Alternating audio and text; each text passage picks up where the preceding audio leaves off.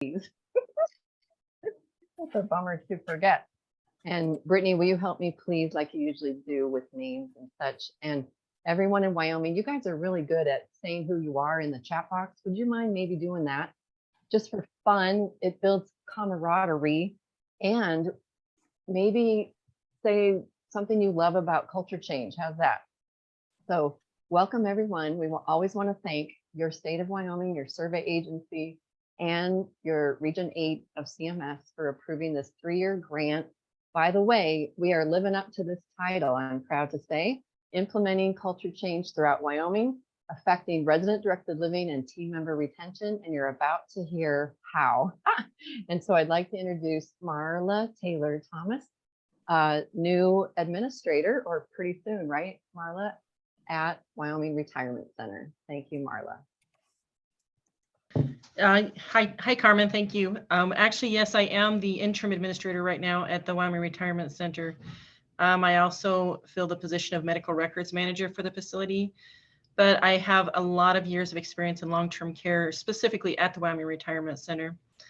As many of you probably know, we kind of do a lot of behavior treatment. Like a lot of people will say, we have terrible behaviors in our facility, but we truly do have the diagnoses to support the idea that we could potentially have terrible behaviors in our facility. And we've used culture change to help us with some management in those areas. And I think culture change for us has been, it's an ever-changing, as the world is, ever-changing, ongoing process that we'll have to continue in order to get the most benefit out of it. Carmen's worked with us really well to give us some good ideas, and we have definitely improved in our artifacts. And throughout the year, we've actually been with the program 1.5 years. We were able to start halfway through a couple years ago, and we completed another year with them. So it's been really interesting for us. I've only been a nursing home administrator since August of last year, but as I pointed out, I do have a lot of years of experience in the long-term care field. But during my administrator in training, I toured some other facilities just to understand what they deal with in other places. We are a kind of a government-run facility. We're owned and operated by the state of Wyoming, but it doesn't work the same as it does in private sector in a lot of cases. So I wanted to see what it was like to go to those assisted livings in those private buildings. And I was surprised the things that culture change encourages you to do that other facilities don't even realize is such a simple and easy thing to do. Like, can you start the slides, Carmen? You bet. Here they come. Go ahead. Thank you. So like you can see on this one, we actually chose to work on making snacks readily available. We actually had our management team start to work with residents in general, not just on specific projects, but encouraging them to get out in the building and talk to people in passing and kind of be part of those lives and fill that void that family can't be there. And sometimes just to have that 5-minute conversation makes somebody's day. And the cultural idea that you can do that, even if you work in the office, and encouraging staff to actually go out and do that has been a huge thing for us. We did do a couple of outdoor things with some of our guys. We did some, it says outdoor preferences on our care plan, and also says community meetings. We have built-in mailboxes in our building, so we put it in our culture change to utilize those. And then we've started changing how we use language to address things in our building. And we're only human, and we kind of regress every once in a while. They're not patients. You might hear me say the folks that live with us or the people that live with us rather than the patients, or community members is one of Carmen's words.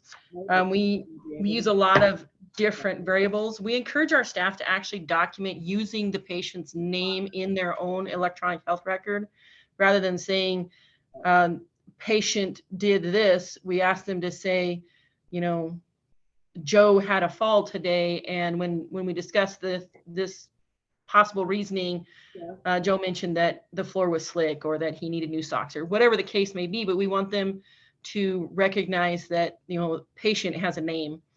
And so we've encouraged them to do that. So we did our snacks and drinks to make them easily available.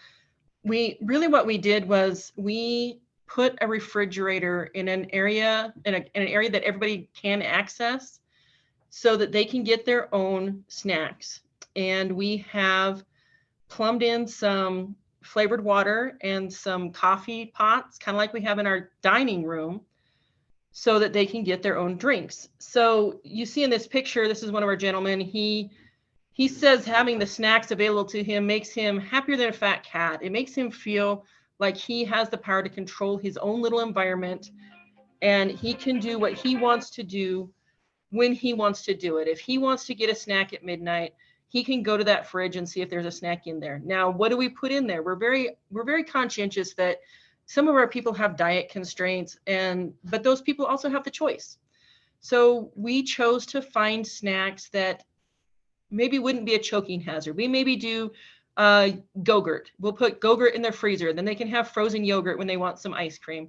We do those little cups of ice cream that you can get, the little sherbet cups. We'll throw a couple of those in there. We put some pudding in there, both in the fridge and in the freezer, because some people like their pudding frozen. We have we might have applesauce, or we might have, sometimes the activities department will do an activity with the residents where they create a snack that they want, and that then goes in the fridge for them to have at a later date. We definitely have some people that really like the fridge and really like to try to keep it empty. We have to understand that those people come from a background that, maybe they didn't have that capability. So what we've done in that case is we do still pass snacks at 10 and 2 and at HS. And so what we do is when we pass snacks at 10 and 2, we also put some of those snacks in the fridge. So if somebody wants to come back later and get snacks, or come back for a second set of snacks, they have that ability to make that choice, and it gives them back that power.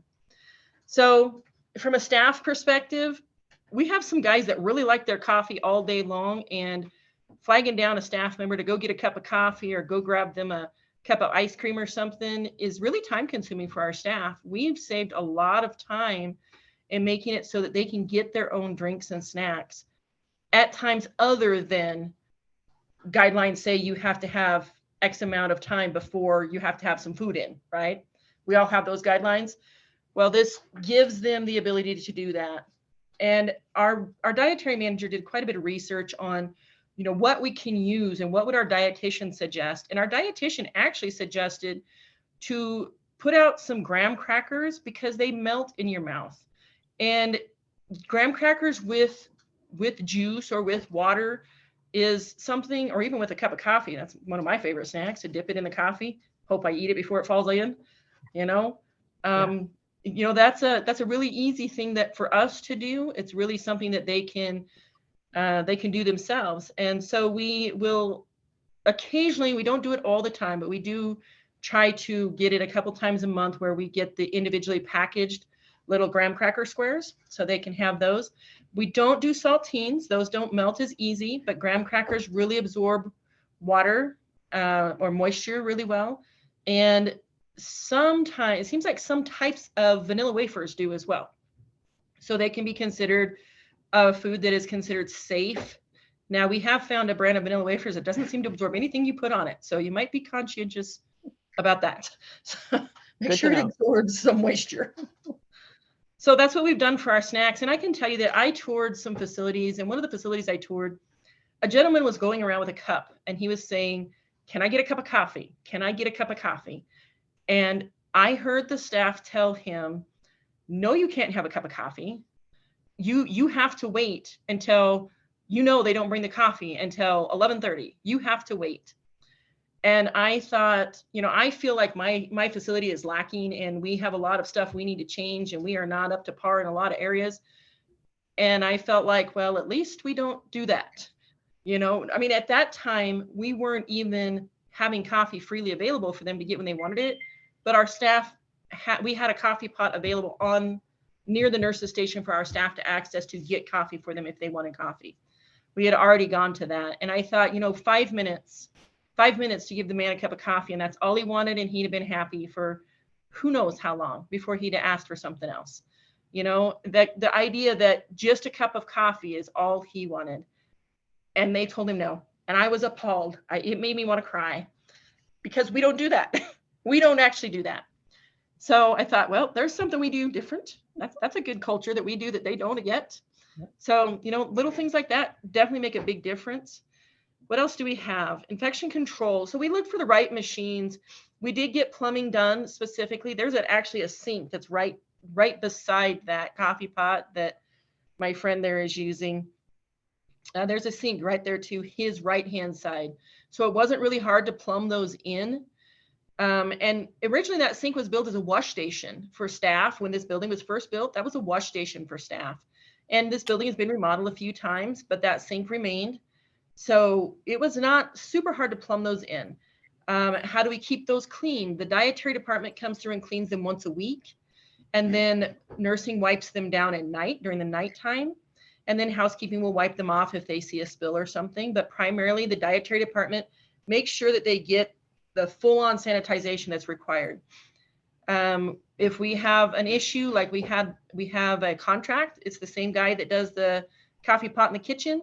He comes out and repairs these ones. The one on the other end of the building from this one, if we had been using caffeinated coffee, it would have been giving you just straight caffeine. It wasn't really given much water. It was just dumping the coffee right in. We use the pods or the containers that you get the coffee and then it mixes with the water to come out.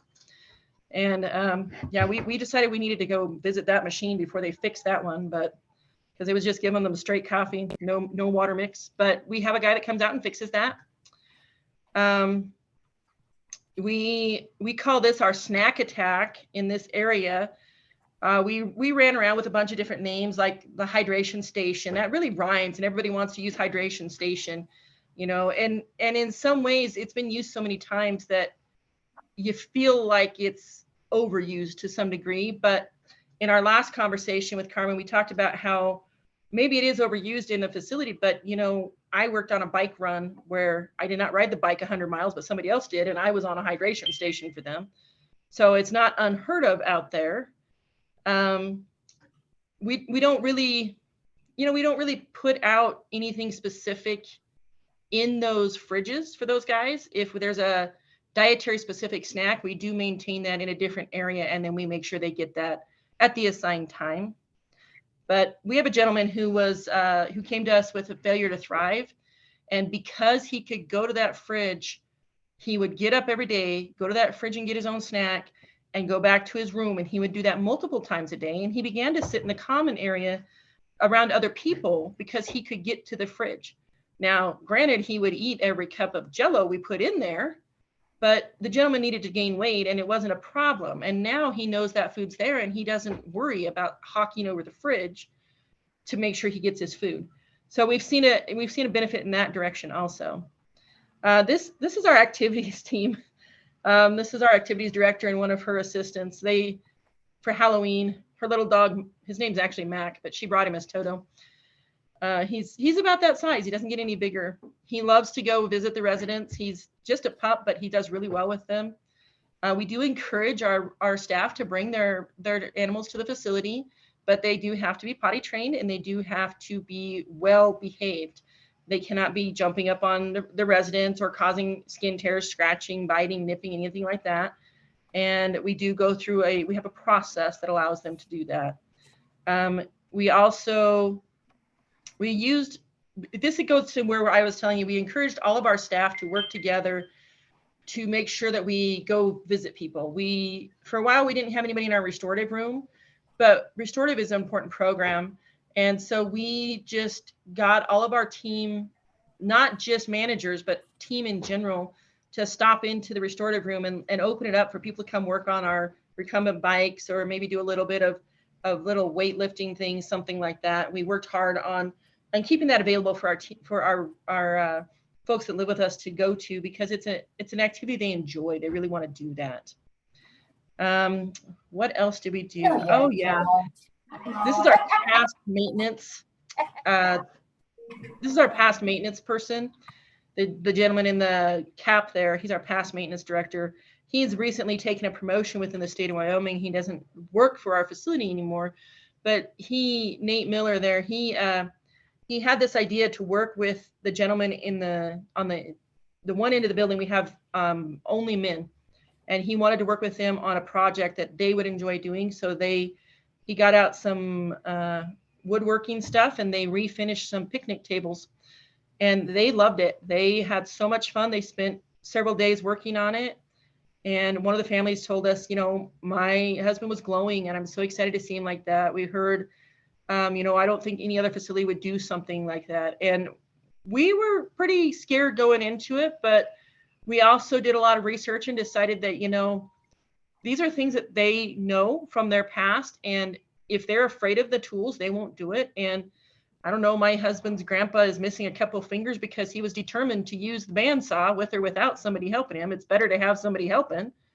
So we did it as best we could to make it as safe as we could. And they had a ball. They had a blast and asked when they could do it again. We've changed maintenance managers since then. So we're looking at other projects, but we do have things we want them to help us with. Every year we plant a garden, and the ladies on the other end of the building help us with weeding the garden. And last year, one of them kept sneaking out and snitching the tomatoes right as they got ripe. So every time they would go get tomatoes, there was never any out there because somebody got out there earlier in the day and snitched a few. So they kept saying our tomatoes aren't producing. And she was saying they're doing so well. And nobody believed her because she was eating them before we got to see them. We do have a couple of little fire pits like this. We have one on each end of the building. We have really nice patios, and we try to encourage our residents to use those. We do have it in their care plan if they prefer to go outside or not go outside. That doesn't necessarily mean that we make it a point to take them every single day, but we can go back and say, hey, it's raining. Maybe Jane wants to go sit out and listen to the rain because that's what she likes to do. Or, the wind is blowing in the treetops and we have some big cottonwoods. Maybe we'll open the window because Joe likes to hear the wind in the trees. I may want to close the window because I'm thinking it's making a mess, it's bringing dust, it's, blowing the papers, whatever. But if he wants to hear the trees, we want to do what makes him more comfortable.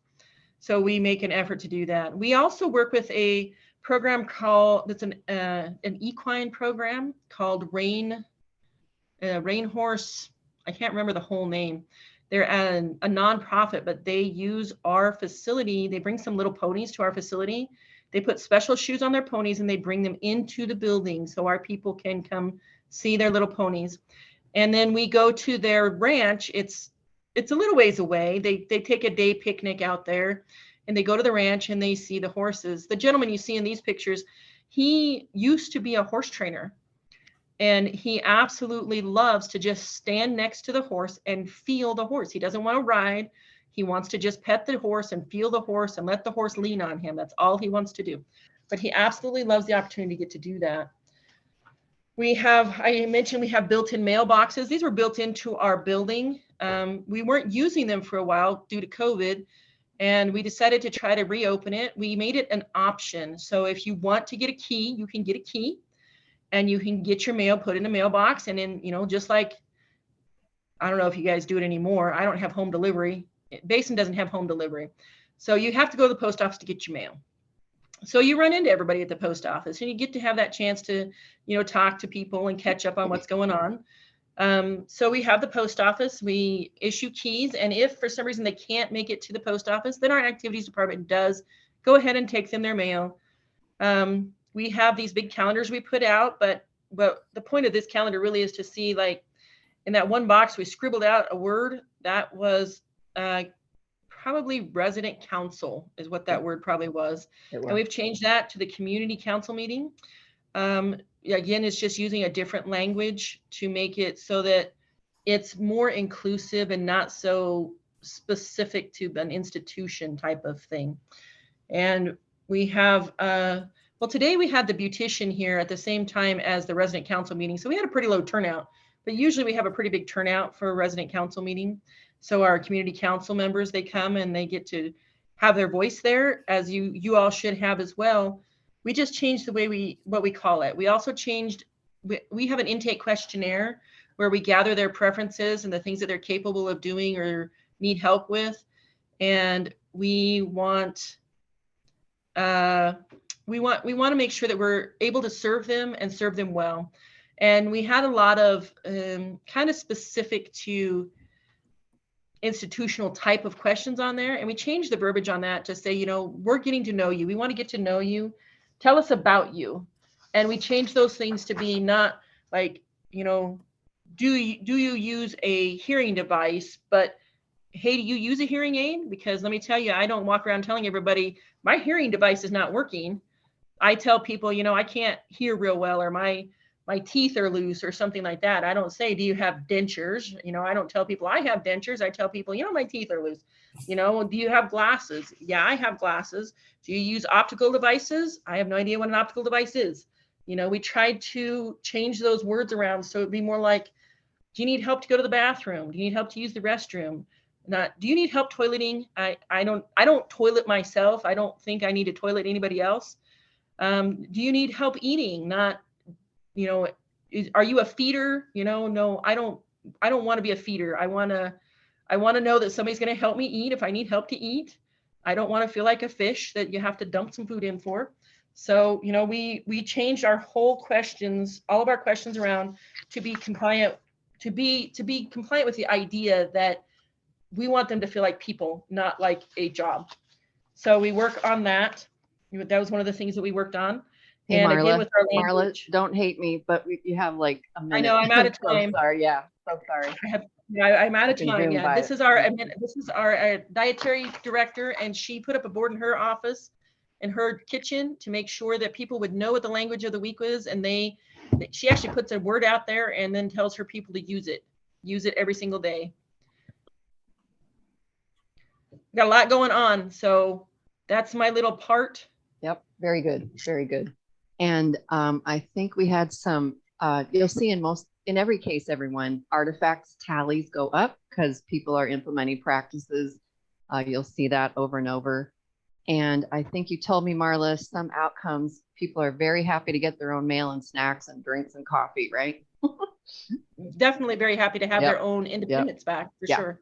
So sorry, but great job. Thanks to you and your team.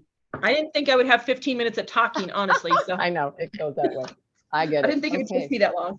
It's okay. All right. Thank you, guys. I'm going to have to scoot off of here. I have to go to help my provider. So, and here comes the team of Life Care Center of Casper. I think Tammy Morrison, activity director, might take the lead. Is that right, Tammy? Go for it. Welcome. Yes. Hi, everybody. My name is Tammy Morrison, and I'm the new director of activities here at Life Care in Casper.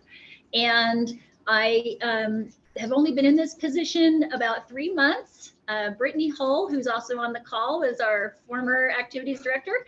And so the prior year, I was privy to a lot of culture change under her leadership here at Life Care, but not quite as intense as I have been the last few months. We have multiple members of our culture change committee with us, and we're going to take turns addressing the slides. So I'll let them introduce themselves as they come up. All right, our next slide. It's coming. Okay, so this one is Artifact 37, Meaning and Purpose Volunteerism. And so we have a couple of different options, actually about a half a dozen options. We're building more in as we can for our community members to volunteer around life care. And this is just an example. This is in the dining area, and they're filling salt shakers and setting the tables. And we've got, we'll speak a little bit more about some of the other things they can do. This is one of our community members this is new. She has asked to lead one of her favorite weekly exercise activity. And so, of course, an activity person is still there, but she just loves it. She's thrilled, and the residents, other community members, are very positive and supportive of her leading this.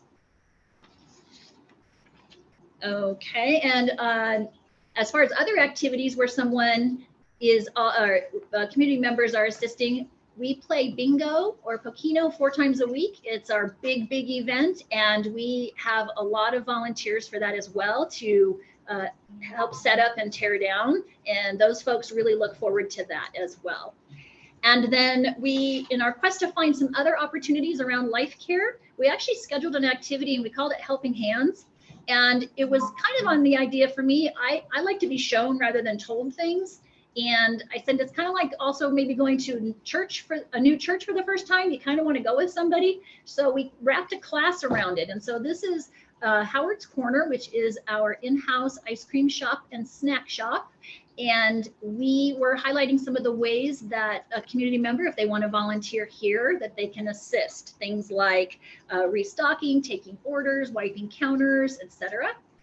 And it doesn't show it here. There's not a video, or excuse me, a photo for that one, but we also have a big aviary that we take care of every week. It's about 6 feet tall, about 10 feet long. It's huge, it's beautiful, and the folks love it. And so we're also having someone come and assist with that as well, as far as like cleaning the glass and filling the bird food, etc. So it's been very popular. Okay, so now I'm going to turn it over to our dietitian. Hello, my name is Katie Johnson, and I'm the dietitian here at Life Care. So in my department, we started having the residents to help us prepare food and help serve food and help with chores related to like the food in the dining room. So I kind of made up this handout where they can choose from what they want to help with, but we have a lot of them helping us setting up the dining room and like folding napkins. Those are our most popular at the moment. But yeah, I'm hoping that we can get more of them to help with just like actual food prep. That's the next goal. You can go to the next slide, please. Sorry, hon. There you go. Sorry. It's okay. And then we started taking advantage of open dining. And so obviously we still have our 3 meal times that are pretty regular, but we added a continental breakfast from 9 to 11.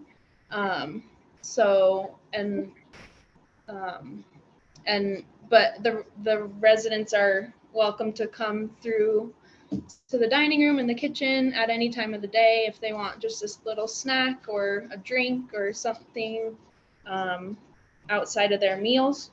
And then the continental breakfast, you can go to that slide, was kind of designed, and Cherie will talk about this more, but if they want to sleep in the mornings and they like quote miss a meal, this is kind of just there that they can help themselves to if they still want to have a little something in the morning. You can go to the next slide. So, and then this is one of the fridges on the unit and one of our snack carts. So we stock it every day with all kinds of different things, and they're welcome to help themselves to the fridges and the snack carts. But they can also ask staff if they want anything at any time of the day. So we try and keep those available to them down closer to their rooms versus all the way down in the dining room. So now I'll give it to Cherie. So I'm Cherie. I'm the AD1 here. I'm also an LPN. And so when we started this culture change initiative here in our facility, we started talking about having natural awakening and all of those things that went with that. So of course it was a process. We did have to talk to the community members, talk to physicians, and then of course lots and lots of education to our staff, because of course we were nervous about it too. But then it's ended up being such a wonderful thing for us. So we really looked at getting the staff to change their mindsets and knowing that a preference was not a schedule, and that we're really trying to make this their home. We encourage quiet time in the night, And it's just simply like keeping the noise down, keeping the lights dimmed. You know, we don't have to turn everything on when we go check on somebody. You know, we can tiptoe. So we really like to have everybody wake up restful, healed, and energetic for the next day. In your sock? Say it again. I think that's somebody else's. Actually, well, Cherie, it's your quote. Oh, I thought the noise was from a different camera. Oh, sorry. But yeah, no, we also, oh, no, are we muted now? No, I can hear you. Oh, okay. And we also have worked on our language too, especially have you toileted yourself today? And it's so funny because everything that we chart, everything that we read, everything says the word toileted.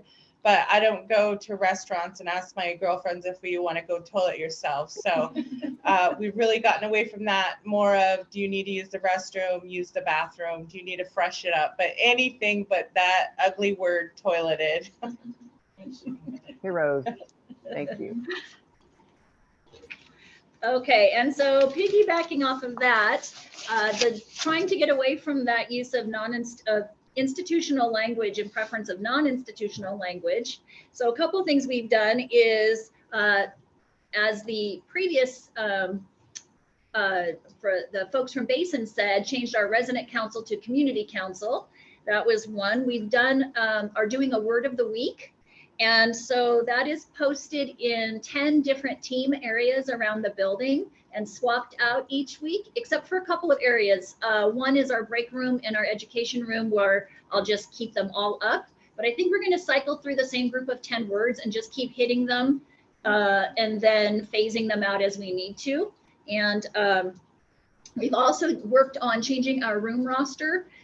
When we decided to change the names of our halls from directional, north, south, east, west, we actually replaced them with things that are meaningful. They're areas around Wyoming. So it's things like Old Faithful, Hell's Half Acre, Devil's Tower, etc. So not only are those in the halls on those beautiful signs that have they're nice to look at. They decrease that institutional feel. They've got a nice, they've got a nice contrast. The font is easy to read.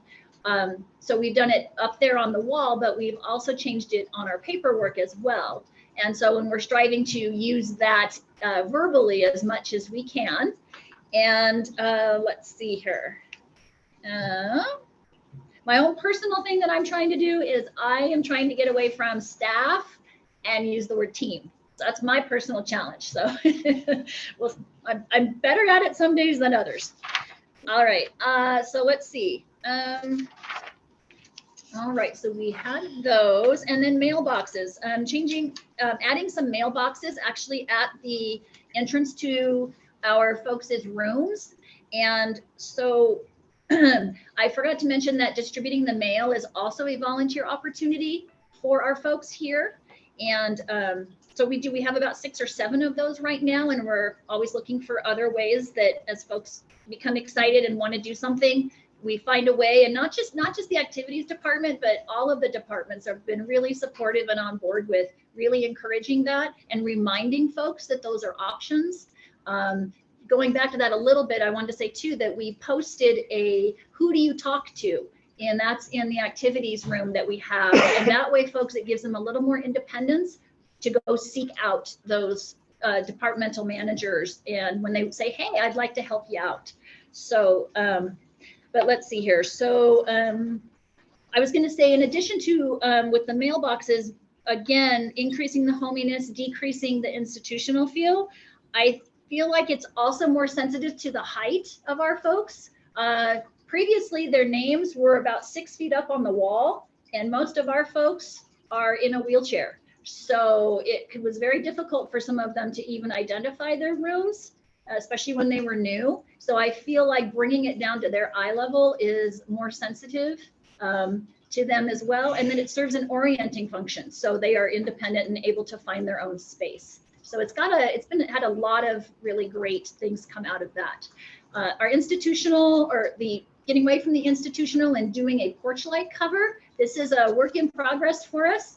We're chipping away at it, and people love it. It looks great. And so we're just moving down that path to get that fully implemented. And then one other thing I thought was really interesting, Carmen, I hadn't shared this with you, and I hadn't told Brittany this yet either, but we were, it was shared with us when we were doing all the videos and photos by one of our folks that live here. And she made the comment, she said, I really love the fact that activities, the team is wearing regular clothes and they're not in uniforms. And I said, why? And she said, because it makes them seem more like real people. And so I had told her, I said, well, you know, we opted to wear those. And I said, but now that to hear that it really is important to you and it means something to you, then I will continue to encourage my team to wear their regular clothes in lieu of a uniform. So that was really interesting, something I hadn't thought about. So Tammy, may I just but interject, everyone? That is a culture change practice that's on the artifacts tool. And even those of you that are used to wearing scrubs, some teams just say you don't have to if you don't want to. And that's what happens. So thank you, Tammy, for sharing that. Oh, sure. Yeah, I just thought it was very interesting that she shared that spontaneously.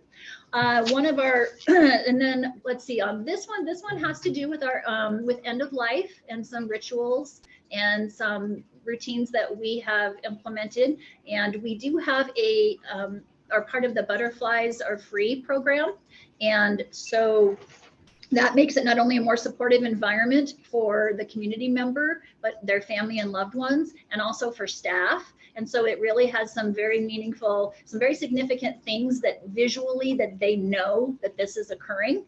And then once that the community member has passed, we have the option and have made allowances for families to come in and actually have a memorial service, a more formal service. But we have also implemented recently, we're calling it a thoughts and prayers table. And this is just a quiet little area that's easily accessible to our community members as well as staff. And it's a place where, with the family's blessing, they're able to come and just have some introspection, maybe say a prayer and leave a note. And then we gather those up and are able to give them to the family and loved ones. So, and that's been really well received.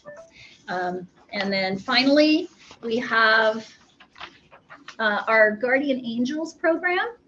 And this one is a work in progress as well. And so we're really excited. Like I said, we started out with a smaller number of these artifacts, and then they just very organically grew into more and more. And so there's just all kinds of stuff happening. So we're working furiously to implement as many as we can. And so this one is right up there at the top. So we're hoping to get that one moving along.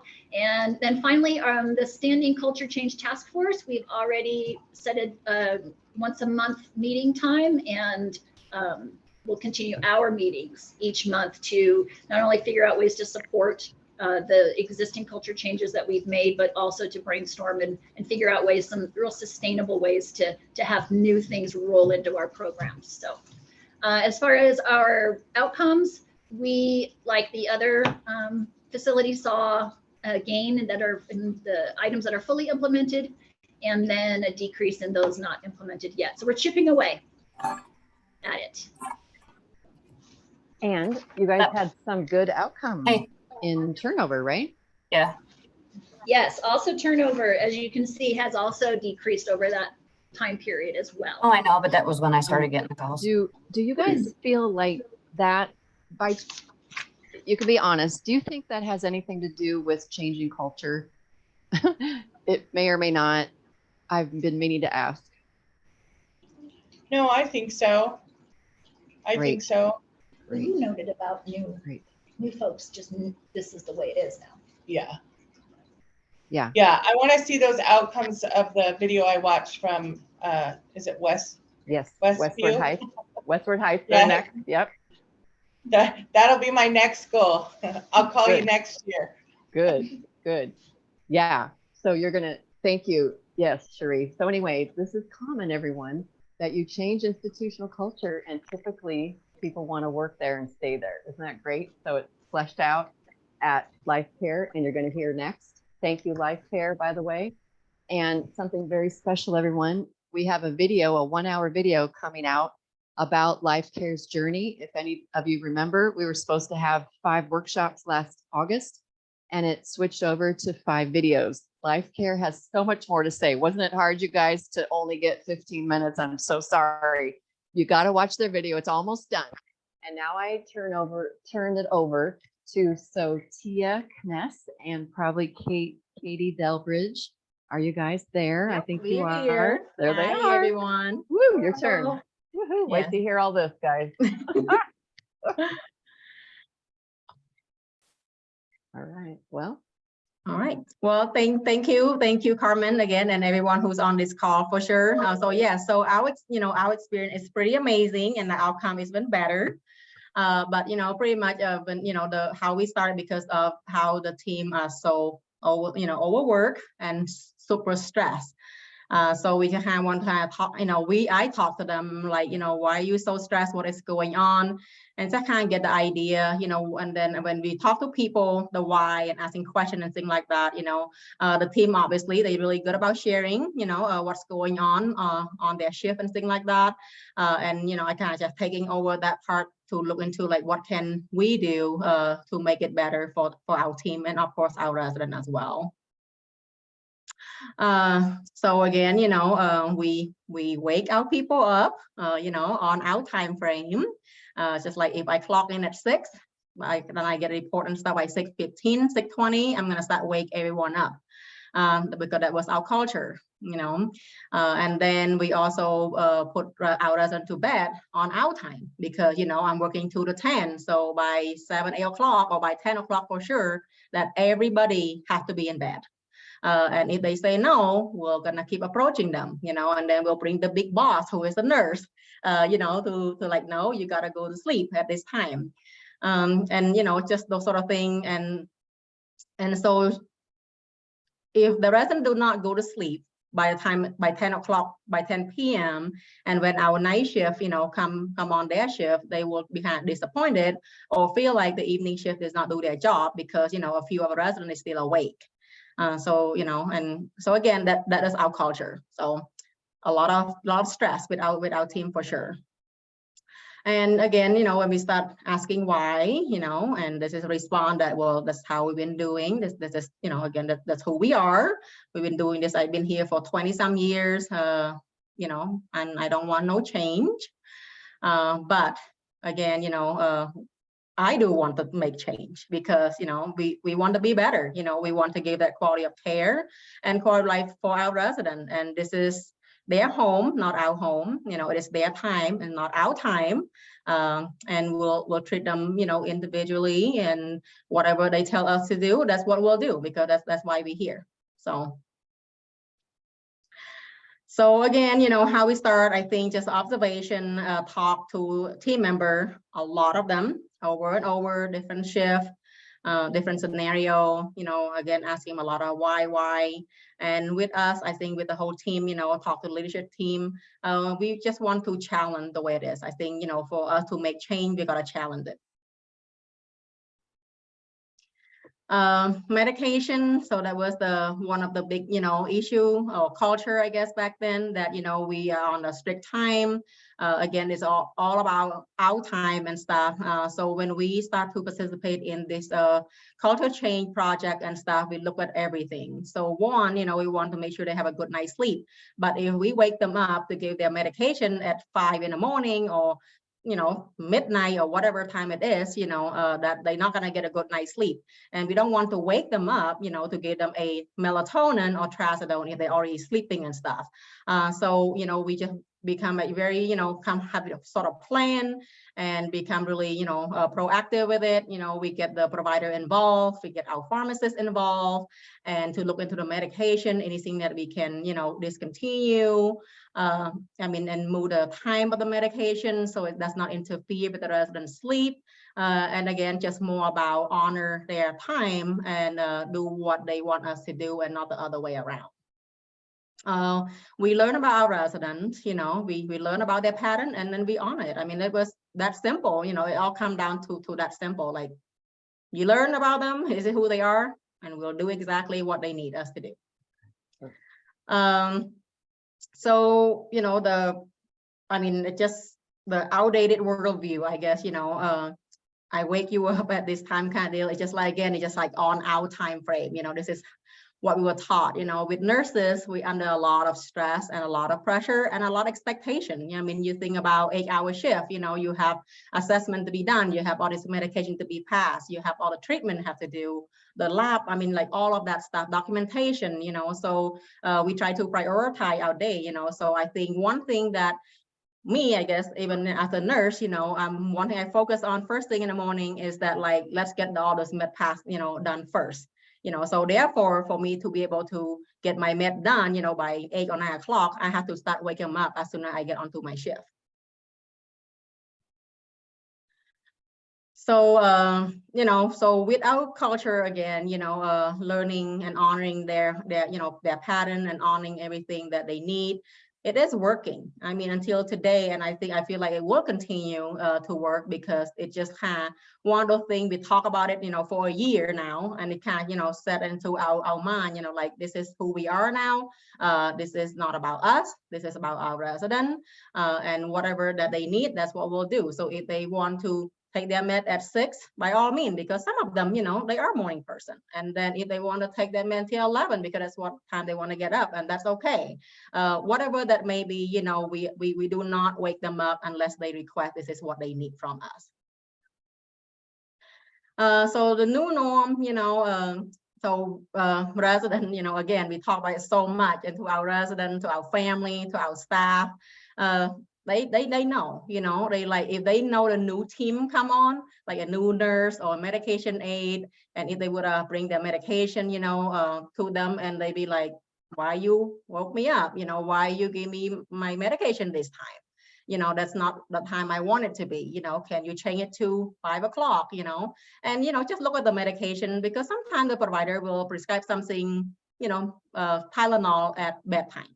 You know, so for us, like for me, I would think, well, bedtime, I'm thinking about my bedtime. So my bedtime is like 8 or 9 o'clock at night, you know, but that's not what they're talking about. It's their bedtime, the resident bedtime. So their bedtime could be 6 o'clock, it could be 7 o'clock, you know, it could be whatever that means. And then so now it's our culture. I mean, like when we have new people, new residents move in, that's like automatic, like question, you know, we get to know them and we ask like, hey, you know, what time do you normally take this medication? You know, what time do you normally go to sleep? And we just, you know, make sure that the med pass time is just like coordinate to that, what they need and stuff. So. You know, with all the changes that we made, you know, in the last year, you know, it obviously is working really well. Our staff are super happy. It is definitely more organized, you know, and you know, either the nurse or the medication aide, they do have more time, you know, with our residents to spend that quality of time with them. Just because one, we discontinue a lot of medication that they no longer need. And, you know, and then the time that they don't have to go around to group the medication. So sometimes, you know, we either have the medication like, you know, 5 of them at 7 a.m. and then you have 3 more at 8 a.m. I mean, things like that, you know, so that now that we learn about their pattern and how they would like to take their medication, and that obviously, you know, it saves us time, and we utilize that time to spend like more the quality time, you know, to get to know our resident and stuff. So it's much better use of our time and things like that. And then other thing is to, you know, we don't want to give the medication during mealtime because they get so full with the medication, because sometimes, you know, they take with pudding, they take with applesauce, things like that. So I think all those times that the change that we have made in the last year has been working really well for our people. The outcome, you know, this is something is super amazing, you know, the bowel and bladder record, we don't really do that. No more like sleep record, because we know, you know, we know about them, we learn about them, we ask them when they first move in. The night shift loves it. And actually we have a few of them here, you know, today doing some orientation. and they just cannot talk good enough about their shift, like how they love it, how much more relaxed. You know, people, you know, like they have a good night's sleep, they have a well rested in the morning, less stress, you know, for the resident, and of course less stress for our CNA as well, for our team. And the family, you know, obviously they are very, very, you know, appreciate that we focus on the sleep, you know, and things like that too. So skin. So, you know, when we first starting the culture change, you know, talking about not waking people up and stuff, we were terrified because, you know, we do have a lot of skin issue. We do have pressure ulcer, and, you know, and we were changing them every 2 hours, and some of them even every hour, you know, all the time, day and night, especially on nighttime while they sleep. So now we can, you know, so those are big change for us. And you know, I told Carmen, yep, that sounds great, I'm gonna do it. But as soon as we get off the call, I look at my ADON, my assistant, because she's oversee the skin and stuff. I'm like, Shayna, I know we're gonna do this, okay, this is our comfort zone, but please keep an eye on the pressure ulcer, on the skin issue, because, you know, I was scared, like we're gonna have more pressure ulcer, more skin problem. But you know what, we done it for a year, but our skin have like decreased, like our pressure ulcer have improved. It's so much better. And I think all of it just come down that they have a good night's sleep. You know, our body heal itself. You know, we allow them to do that. Our tissue, our whole body and everything to do that. And the other thing that's great, you know, that all the changes that we've been doing, and I think this one is huge also, is that, you know, the fewer staff need. I mean, as we all know, like, you know, the staff shortage is a thing, you know. So when we make this change and able to, you know, cut down or not needed as many, you know, employee, I mean, that is a huge win for us, you know, either that on the budget, on the stress. I mean, you name all of it, you know. I mean, you know, used to be at like walking down the, you know, the street looking for staff, you know, because we need them so bad, because we got to wake these people up every 2 hours, you know, to change them, to check on them, whatever it is. But now it's different story, you know, which is, I think it's a huge success on our end for sure. And about the medication aid, you know, we able to reduce their time, you know, so they used to work like 16 hours a day. That's what we need. But that's not anymore. So they are working like 12 hours a day instead of 16. So they have a much better, you know, work-life balance thing. So everyone is happy, you know, everyone is here. You know, they don't feel bad about waking someone up either early in the morning or at bedtime and stuff. You know, everything is, again, is more relaxed, manageable. And then the overtime. I mean, I have not seen like overtime on a medication aid forever. And then obviously the nurses as well. I mean, those are the two, you know, big thing that happen in our building for sure with the culture change. You know, so we talk a lot about our quality of life, you know, so no more that I have to go get somebody up, you know, we just kind of come in, we go do our rounding, you know, kind of get our day started. You know, we just kind of wait for the call lights coming on to, you know, to give them the care that they need. Person, you know, with dementia and stuff, they wake up better, you know, they again, they have a good night's sleep. So you know, so we just a better, you know, care and a better quality of life for them. And then, you know, one of our nurse did say, and this is, and I love this, you know, like it's time to check on the resident and it's not the clock, you know, they are people. So I love that she said that. Sleep hygiene. So when we start with this project, you know, Carmen kind of asked me like, what would you call this? And I said, well, a sleep hygiene, and we kind of talk about that. But, you know, I think just one of those things, like for me as a nurse, you know, I got to sound smart, right? I mean, I just graduated from a nursing school, okay? I have a degree behind my name. So I just want to sound really, really smart. But then when you start talking to our team or to our residents or to our family, they like, do my mom need more toothbrush and toothpaste to have a sleep hygiene? Like, does she, like, do I need to bring like, you know, face wash for, like, what does that mean? You know, stuff like that. So I think that's what's great about this project and the culture change. We talk about those sort of things. And so now all of it's like, nope, they need a good night's sleep. It just keep it simple, you know, don't need to be fancy, don't need to be sound smart or anything like that. Just, you know, just make it simple. So asking them what they need. Yep. To have a good night's sleep. Yep. Yeah. Breakfast, the choice, we offer the cold breakfast outside the hot breakfast time. So again, this is going with the honoring the good night's sleep. Some of them get up, at 8, some at 6, some at 5 a.m. and some at 10, 11, and every day is a different days. Just because she got up, today at 6 doesn't mean that tomorrow gonna be at 6. It could be 9 o'clock or 10 o'clock. Stuff like that. So, but anyway, the open dining room thing, I think it's a huge deal, with this. And our staff is not stressed. Like, again, I just keep saying that over and over because it is so true. Like, everyone is so relaxed. Our residents don't feel a rush. Our dietary team don't feel like, under the pressure. I have to feed these people. Our CNA not on that time frame. Like, yep, it's 8 o'clock now. Everyone has to be up by 8 o'clock to go to the dining room. So that's not really our culture anymore. Yeah, we definitely had to adjust to this just because everyone would come in at the same time every morning to help in the dining room, but we had to learn to kind of spread it over time so that they could have breakfast at any time that they wanted. So it was just an adjustment period, but now we have it down pretty well. And and then our weight loss, that's huge. Yep. So like in 7 years, our dietary manager, she had worked at Westward Heights for 7 years.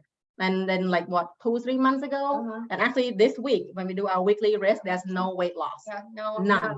That was the first time she had ever seen that in her 7 years. None. There wasn't anyone flagging for weight loss. So that's a big deal. Yeah, and if you wake them up throughout the night, and then now they're not getting a good night's sleep, and you got them up because on your time, and you bring them into the dining room, they tired.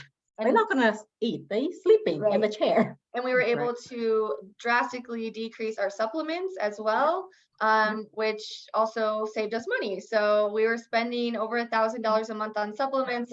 And I just looked at it as of March, we spent $250. So It's amazing. Yeah, It's amazing. we're seeing some big wins. Huge. Go, go, go. Then we put our, during COVID, they all had to be separated. And so all of our tables were way spread apart because for a while we couldn't even utilize the dining room. But now we're able to push those tables together and really enjoy that time with the residents, and so that they can socialize as well. And that also keeps them engaged during a meal so that we avoid that weight loss again. Yeah. And with that table, the dining room table, that was simple thing. And I remember maybe it's that first day we did this, or the second day. And this one resident normally does not come down to the dining room because she's so alone. Like, why do I go to the dining room when I can just sit in my room? Myself, right? So that next morning, the CNA, assessed her to the dining room, and she walked by my office, and I hear the resident said, you know what? I really like that now I can sit with someone, with my friend again. And she's like, I just want to go to the dining room now. So, just a little thing like that make a big difference. Then we had seen some big outcomes with our retention rate. So the last 12 months that we looked at, we had retained 86% of our staff, but the 12 months prior to that was, I believe, 69%. So that was a huge change in our retention rate. So, and we all know it saves a lot of stress, a lot of time, and a lot of money to be able to retain staff. We went from spending, putting over, about $70,000 in bonuses to get people to come in, especially on nights. That has decreased to 0. We have not done a single bonus since September of 2022. And that's one, because we were able to do less staffing on night because we're not running everyone ragged. And they're okay picking up a few extra shifts here and there. So, and then the overtime, I know Sotia, when she had come back from a break, she had seen the overtime that it was over 200 hours of overtime. And so throughout this whole process, we got down to 121 hours. So we were really happy with that. That just goes to show that the burnout is not as, healthcare has been hard. So we definitely want to decrease that overtime so our people aren't working so many hours. And I think the bonus thing part of it also, because prior to the culture change, we need more staff because we need to change and turn everyone every 2 hours, every hour. So it makes sense. We need more team, and we need to pay more people to come and to do that. Yeah. So. Yeah.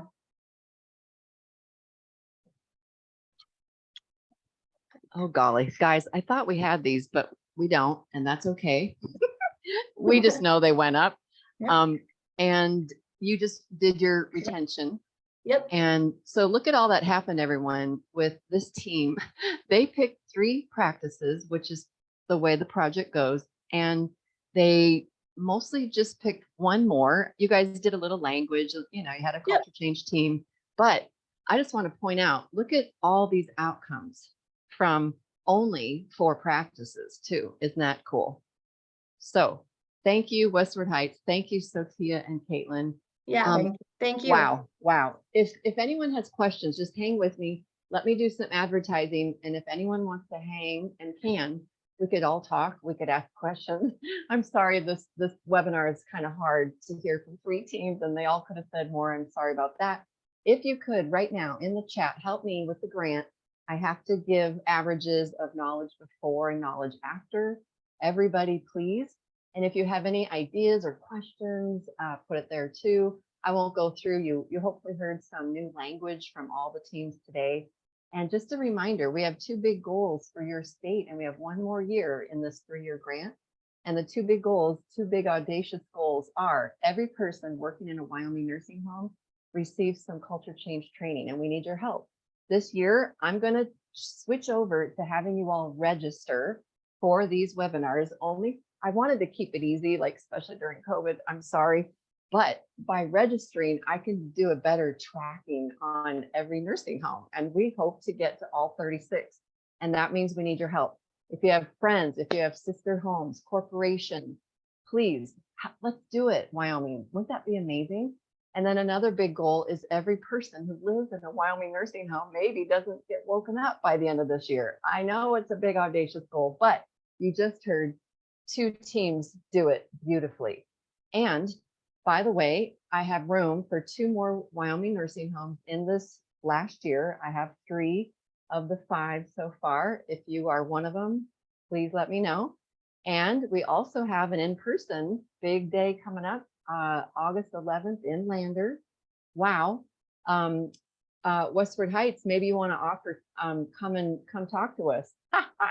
It's in your town. But Yeah. yeah, Right across the street. Yeah, literally right across the street from there. So it's on a Friday. Everybody come early, and maybe we could do that, you guys. Fort Washakie is nearby too, everyone. Morningstar is also a highlight in your state. I'll tell you more about that in a minute. Wow, and we're close by there. Kelly, I know you're listening. Also, on this day, we're going to dive into changing language. We'll do that all day. Restorative sleep, engaging families, and leadership by all. I have a colleague, Linda Shell, coming to join to be faculty. And then the next webinar, this webinar, next month, April 28th, we kind of do a retake of some that we've already done.